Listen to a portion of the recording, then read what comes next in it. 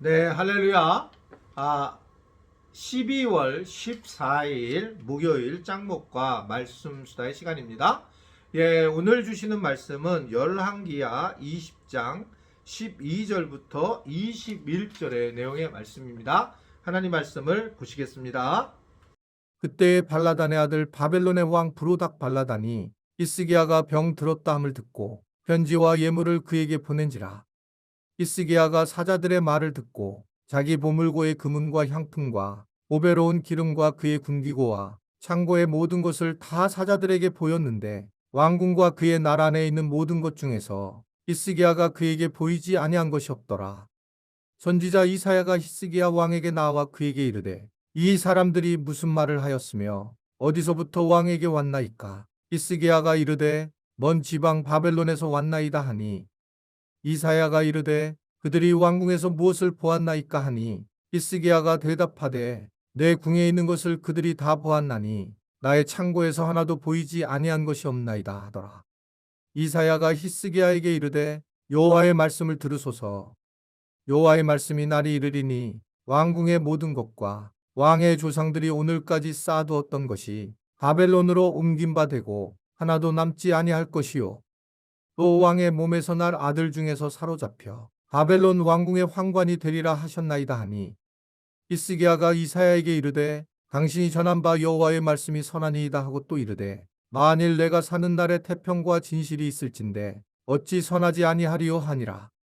히스기야의 남은 사적과 그의 모든 업적과 저수지와 수도를 만들어 물을 성 안으로 끌어들인 일은 유다 왕 역대지략에 기록되지 아니하였느냐.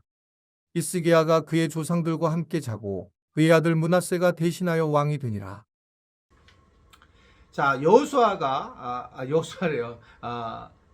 히스기야가 살아남습니다. 살아남게 돼서 이제 그가 정말 하나님의 은혜 안에 살았기 때문에 참 지혜롭게 더 나라를 잘 다스려야 되는 게 당연한 건데 오늘 보면 그가 실수를 하는 장면을 보게 됩니다. 그것은 뭐냐면 바벨론 왕이 히스기야에게 사절단을 이제 보내게 되는데 선물을 주고 있어요.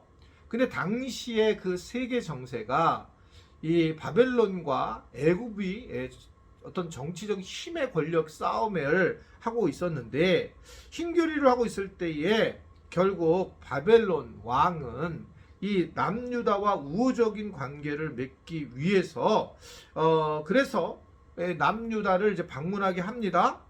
그런데 바벨론 사절단에게 흥분을 한 이 남유다 사실은 그 정세 속에서 자기 편을 만들려고 하는 그런 모습이 아니라 마치 뭔가 우리에게 무릎 꿇고 오는 것처럼 생각을 하고 그리고 이제 아주 큰 잘못 실수를 하게 되죠. 그게 뭐냐면 자기 나라에 있는 즉 남유다에 있는 그러한 재물 무기들을 자랑을 하는 그런 상황이 되게 됩니다.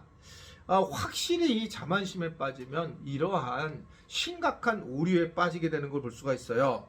결국 허세를 통해서 교만이 나오고 분별력이 들어지면서 아주 최악의 모습을 보이게 되는 것들을 오늘 우리에게 전해주고 있습니다. 우리가 하나님을 믿고 큰 은혜를 경험했어요. 히스기야처럼. 그럼에도 불구하고 우리는 그런 실수를 경험할 때가 참 많이 있습니다. 그럴 때에 결국 우리가 하나님께 계속 매달려야 되는데 하나님을 자꾸 떠나려고 하는 모습들이 성경을 통해서 우리는 계속 보여주고 있는 거고 이런 걸 통해서 아주 최악의 상태로 가는 경우가 굉장히 많이 있는 걸 볼 수 있습니다. 허영심 또는 분별력이 떨어짐 이런 것이 문제가 되는 거예요. 교회 안에서도 우리가 서로 관계를 할 때에 내가 직분을 받게 되거나 또는 내가 새로운 사역의 리더로 쓰게 됐을 때도 우리가 정말 지혜롭게 조심하면서 이야기를 하고 또 우리가 겸손하게 이야기를 해야 되는 거죠. 근데 마치 내가 그 자리에 있는 직분을 가지고 뭔가를 하면서 다른 사람들 특별히 우리가 다른 오히려 제가 리더가 아닌 사람들 지도력을 따르는 사람들에게 함부로 얘기하는 것은 큰 잘못이라고 저는 생각해요. 그거는 정말 조심조심을 해야 됩니다. 사람은 다 똑같고 또 사람은 다 같은 계급인데, 그런데 우리가 일을 하기 위해서 좀 높아지는 것이 되고, 일을 하기 위해서 뭔가 훈련을 더 받고, 일을 하기 위해서 하나님이 좀 더 지혜를 주실 수도 있어요.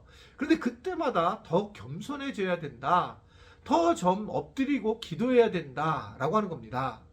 저는 교회에 와서 자꾸 그 세상적인 방식의 어떤 모습을 보여서 세상의 방식을 끌어들이고, 또 세상의 방식으로 내가 원하는 사람을 취하고 원치 않는 사람을 취하지 않는 이러한 모습을 볼 때에 참 안타까운 마음을 많이 가지고 있습니다. 잘못되면 분별력이 흐려지면서 아주 심각한 상황이 될 수 있어요. 교회는 하나님의 나라의 공동체이기 때문에 다들 똑같고 또한 함께 가야 되는데, 잘못되면 우리는 그렇게 뭔가 높은 위치에서 함부로 대하려고 하는 모습들을 보일 수가 있다. 하나님은 그래서 이사야를 통해서 히스기야 때에게 교만한 죄에 대한 심판의 말씀을 전하게 됩니다.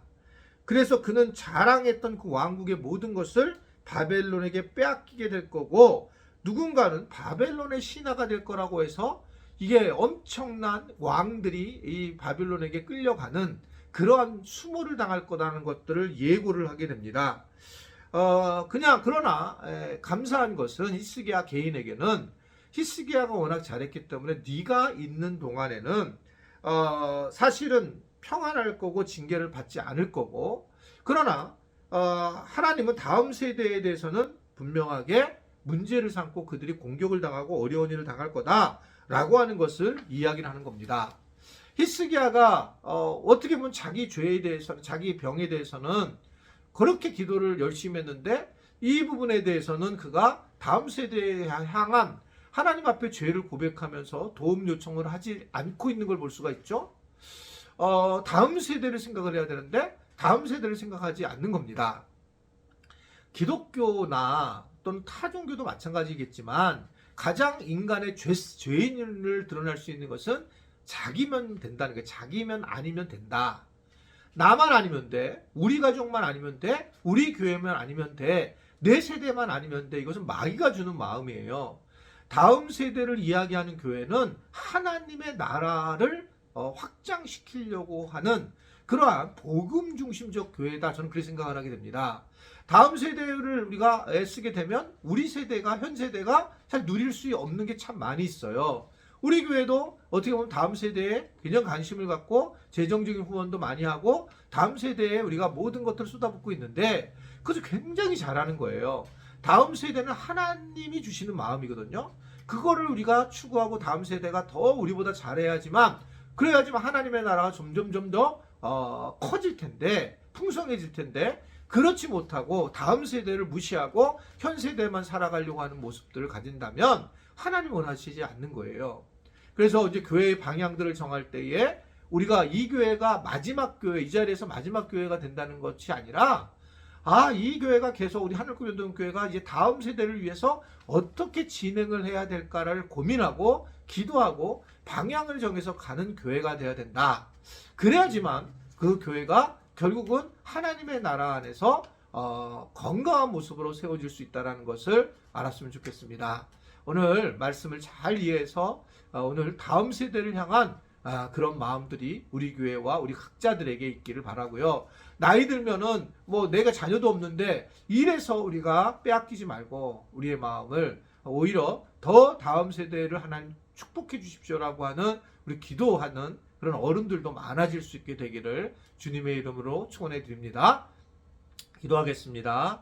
하나님 아버지, 다음 세대를 향하여 우리가 기도하게 하시고 다음 세대를 세울 수 있도록 우리 모두가 최선을 다하게 하시고, 하나님이 원하시는 다음 세대에게 하나님이 복 주시도록 우리가 기도하고 또 노력하는 우리 지체 개인과 우리 교회 공동체가 되도록 은혜 베풀어 주옵소서. 이기적으로 나만 아니면 되고 이기적으로 내 세대만 아니면 되는 것이 아니라 하나님의 나라를 늘 생각하며 그 영원한 하나님 나라에 우리가 최선을 다해서 나아갈 수 있는 우리 모든 존재가 되도록 주님이 함께하여 주옵소서. 예수님의 이름으로 기도드리옵나이다. 아멘.